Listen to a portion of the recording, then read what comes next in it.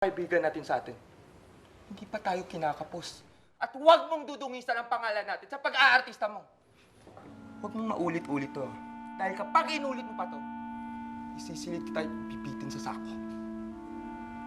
Eh, hindi na po mauulit. Ikaw ba inasikaso mo ng papasukan mo sa koleyo? Ilang buwan na lang tapos na ang klase. Kuya, tumingin-tingin na po ako ng papasukan.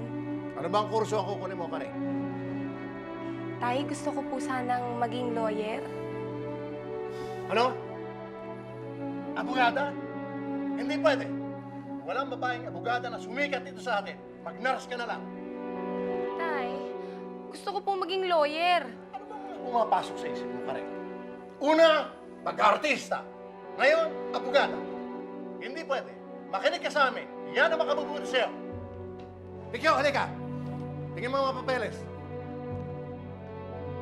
Muling nabigo si Caridad sa kagustuhan niyang maging isang abogado. Hindi nagtagal, nawalan siya ng gana sa pag-aaral.